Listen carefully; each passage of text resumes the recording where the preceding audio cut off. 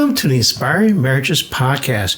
We are Jeff and Teresa Fields, and we are thrilled to have you with us today. The incredible music that you heard during our intro, that was all done by the brilliant work of our very own son, Joseph Taylor Fields. We've been happily married for an amazing 32 years. Along the way, we've been blessed with 3 incredible grown children, a fantastic son-in-law, and the most precious grandbaby you could imagine. Get ready to be inspired as we open up about our journey. Our mission is to ignite a spark in couples everywhere. We're all about nurturing deep friendships and cultivating marriages that thrive in every way, spiritually, emotionally, romantically, and physically. Join us on this incredible adventure.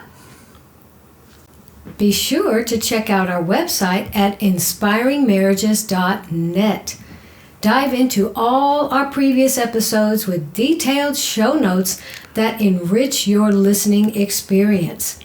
Plus, scroll down to find our Keep in Touch section where you can sign up and receive our latest offerings absolutely free. Don't miss out on the inspiration. Visit us today. This week, Jeff, we're going to talk about how a wife can invest in her husband. And we're going to cover the last 2 needs that a man has or husband has in your marriage. And these are important needs just like the first 2. And that way we can relate a little bit of our story too and just let you know what we do in these 2 areas. Paul says in Ephesians 5:2 in the ESV, "And walk in love as Christ loved us and gave himself for us, a fragrant offering and sacrifice to God." Like we said last week, Teresa, I like and love that this is a walk of love. Mm-hmm. That is so important. It is a walk. That means we're learning as we're taking these steps to grow in this and get better and better at loving one another. That's so good. And the Amplified Classic says the verse the same way, Ephesians 5:2, "And walk in love, esteeming and delighting in one another, as Christ loved us and gave himself up for us." That is so beautiful because love is sacrificial. Love is always putting someone else ahead of yourself. And that's the love of God. He wants his love operating in us towards one another in our marriage. I love those words that Amplify uses, esteeming and delighting. Mm-hmm. Wow. And also Paul gave us the example. The highest example of love is God, Christ's sacrificial love for us. Right. And that's how we should be walking towards each other. Selflessly. That's good. Don't want to say selfish. It's right, selflessly. Right. It's so easy to be selfish. So this means we're not living according to our flesh nature, our old nature. We have to live out of the new nature that God put in us when we got born again. That's the only way you can be selfless. Otherwise, it's, hey, what about me? What about what I want? I want what I want. It's all me, me, me. My name is Jimmy. What can you give me? That kind of thing. We don't want to be like that. Not at all. So walking in love means we have to have self-control. As we mentioned the fruits of the Spirit some weeks ago, and love is the first one, but it ends with self-control from Galatians 5:22. We have to have self-control, and it's coming from our new man, the new life that's on the inside of us that enables us to do what Jesus would do. I love that old saying. People had bracelets and stickers and things on their car. What would Jesus do? WWJD. But it was a reminder to live like Jesus, to do what Jesus would do in any situation. That's so important. So, Teresa, we've listened to Jimmy Evans for many years and followed his teaching. He gave us the 4 basic needs of a husband, and you covered them, the 2 previously. It was honor and respect, and then physical affection. And what are we going to talk about this week? Okay, this week we're going to talk about the last two, which are friendship and support at home. So we really focused on friendship in these podcasts because we knew how important friendship was before we got married. And as we launched out into married life and have continued to build friendship, there were some times in our marriage when we didn't realize we needed to keep building that friendship and stay very close in that. And that's an element you're going to need all the way through your married life. Right. It doesn't subside like, okay, we don't have to be friends anymore. We'll just, be lovers and not friends and, whatever. That's not a good way to have a marriage. It needs to be friendship and romance and companionship, everything together. Right, because when you build your friendship, you build your marriage. Right. God set it up so well. I love that. So Jeff and I really love being one another's best friend. I just regard that as such a blessing, such a gift in my life, because it's nice to have friends that are girls, but I can't share everything with them the way I can with Jeff. He is my closest friend. Other than the Lord, he's my closest friend. So we would rather go somewhere together than with any other friends. If we think about going out to dinner, he doesn't think about, I got to go hang out with the guys, to have fun or to have any friendship. No, he wants to do things with me, and I feel the same way about him. It's really so sweet.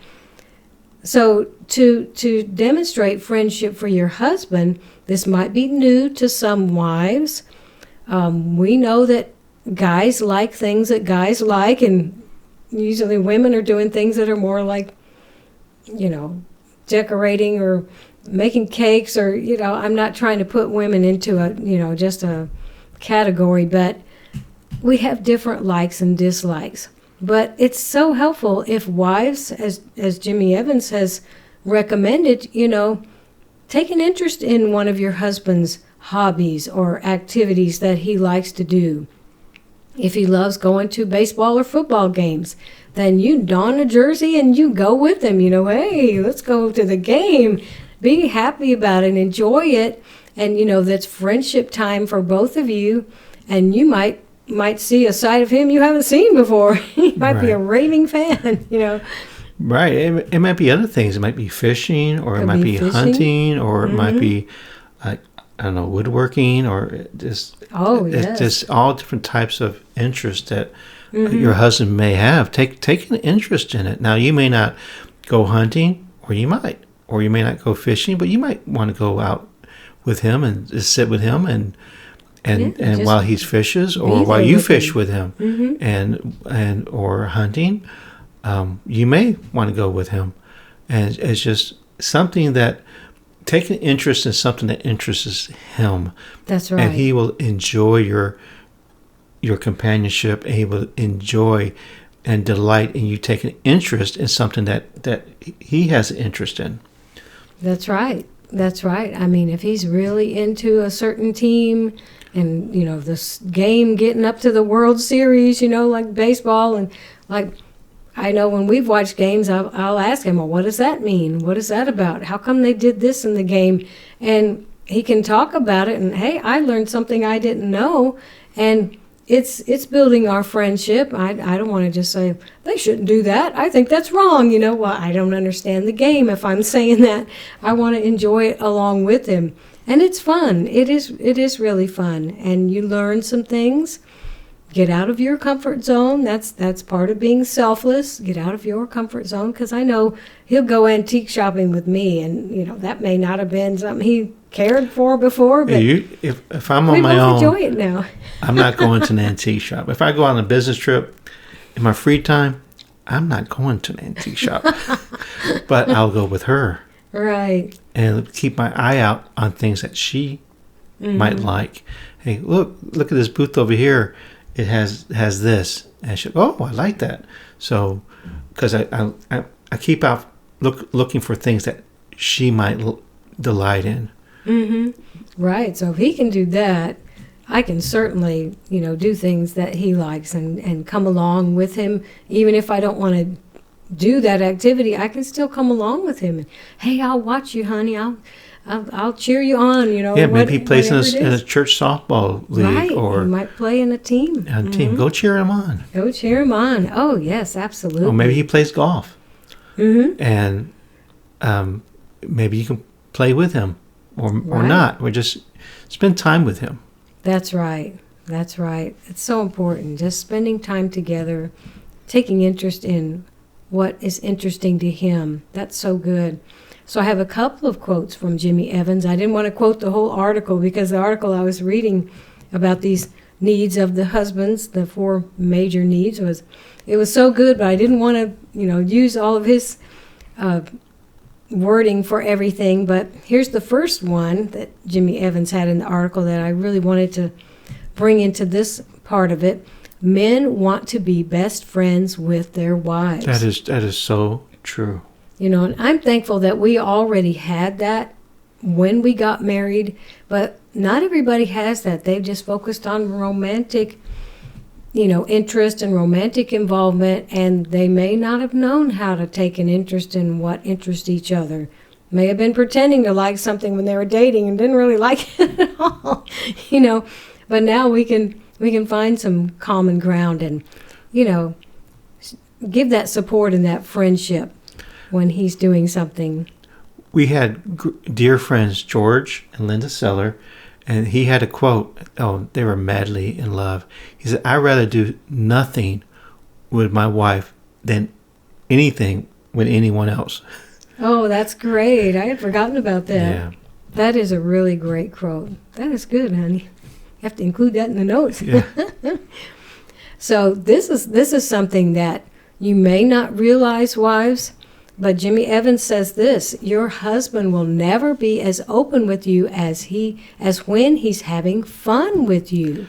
So he was saying in the article I read that men just tend to open up a bit more. You've been wanting to have conversation with your husband. Well, if he's not thinking, I got to be conversational, I got to try to come up with something interesting to say, if he's just having fun with you, he can be more conversational. He just tends to open up and want to talk more about himself or what he likes and what he's doing, or, just so you know how much he's enjoying things.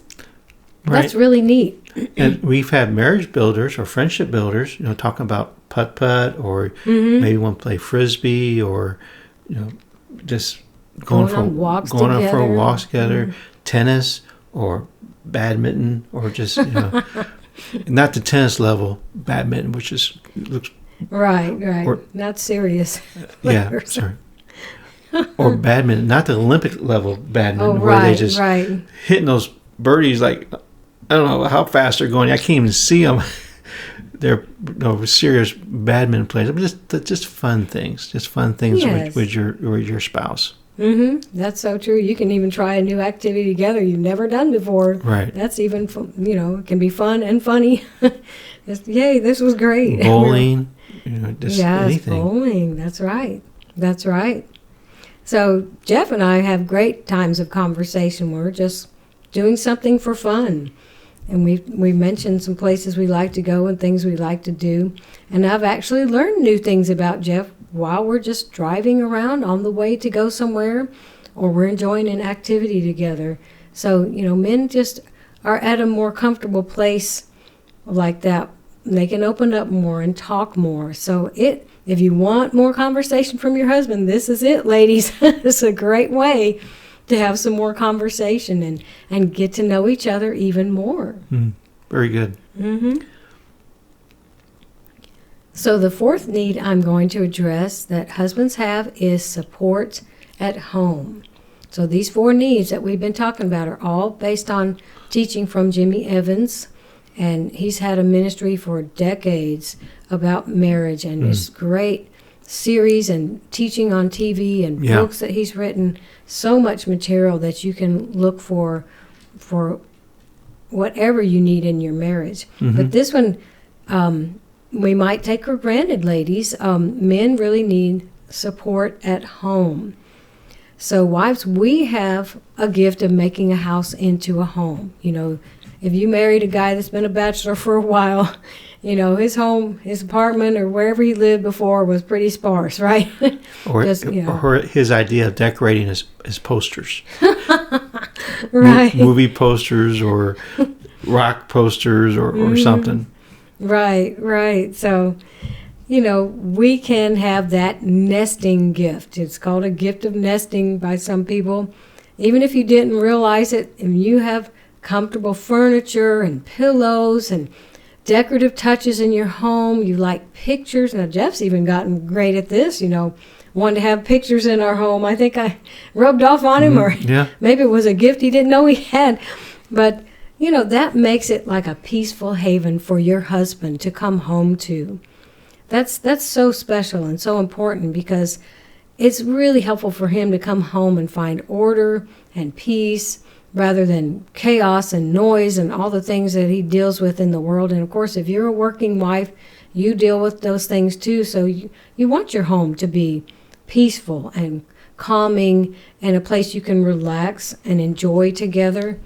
So he deals with plenty of stress factors out in the world, so help him to relax and be refreshed when he comes home. That's so important, Help him to be comfortable. We've talked about this before. Cook a favorite meal, do things that he likes in the house. And, he may even have some suggestions for colors or style or something. But, we can enjoy that and not just look at decorating like, another chore, it's something else I have to do.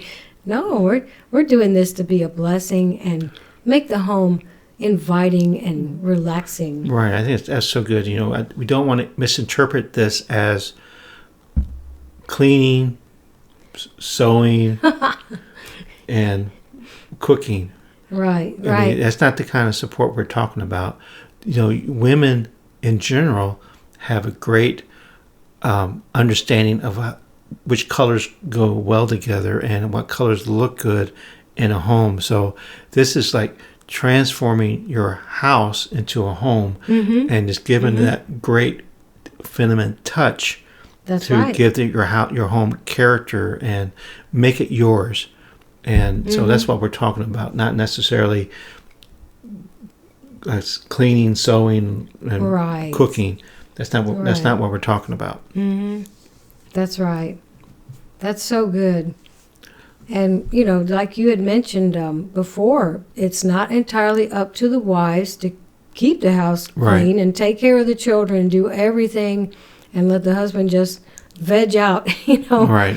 It's, of course, men have to take responsibility. You can't make them do anything, but men can do their part to help things get organized. I love how you are good at organizing things and making sure we have some places for things that make the home work better. That's not my gift. I'm not as much of an organizer, but when something looks pleasing, I know that, but that just reduces the stress in your home overall, for things to be organized, have places for things, have ways to put things away so that, everything you use is not out all the time.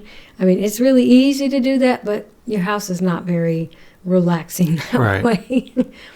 So when we recognize that our husband needs support at home, there will be less stress in your relationship. Think about it that way. You don't want your relationship to be stressful, and you can even tackle projects together, which is fun to me. That's fun.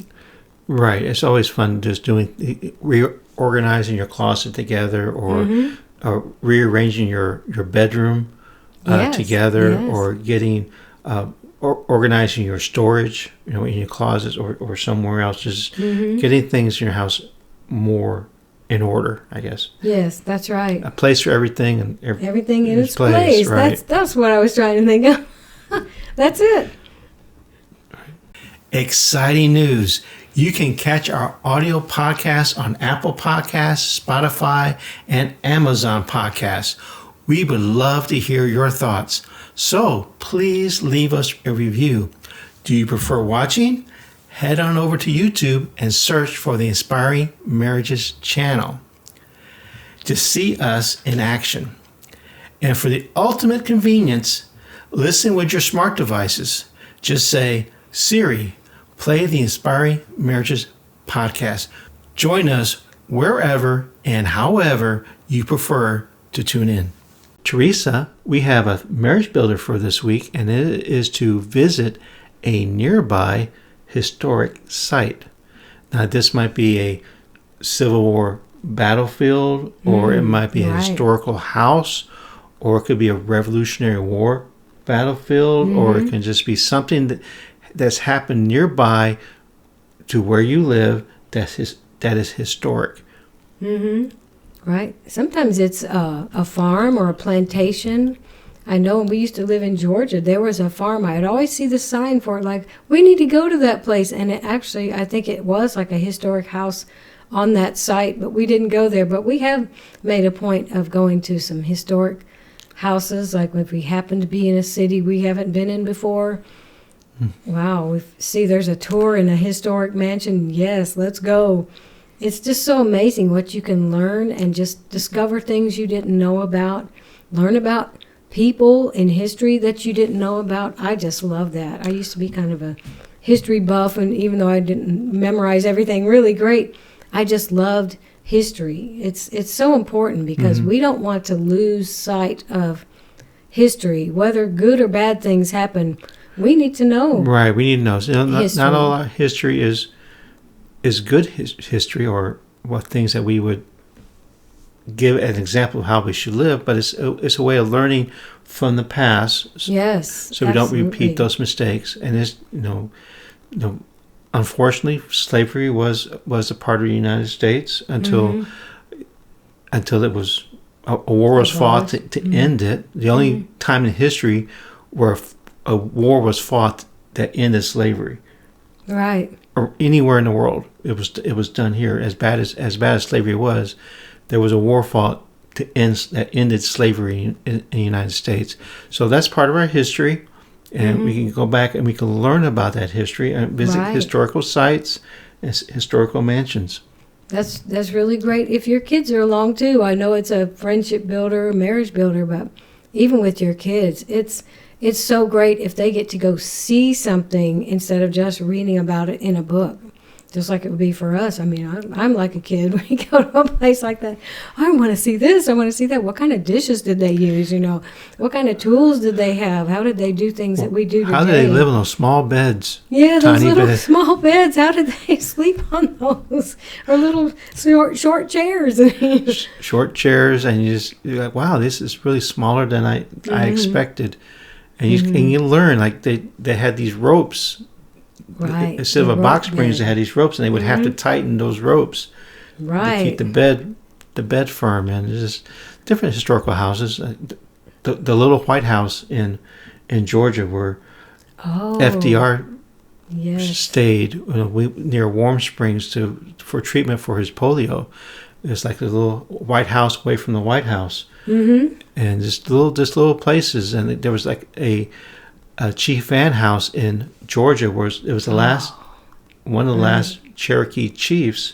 He had a really, really nice house. Nice brick house. Yeah. It was really nice. Amazing. And you just learn so many things you would not have known before. It is amazing. And it's something great to talk about for years afterward. We talked about that Chief Van House for a long time, just how amazing that was. Yeah, and you see just the architecture and the ingenuity that goes into historic homes or historic places, just things you don't see today. They didn't have air conditioning. No air conditioning. So you see long windows that let the air flow through the house. That's right. Stay connected with us across all platforms. Join our vibrant community on Facebook, Instagram, and YouTube. Make sure to like, follow, and subscribe for the latest updates and behind-the-scenes moments. Got something on your mind? Shoot us an email at inspiringmarriages@att.net. We are all ears for your questions, suggestions on how to enhance this podcast, and ideas on topics you would love us to dive into next. So let's keep the conversation going. So remember, Husband and wife are friends for life.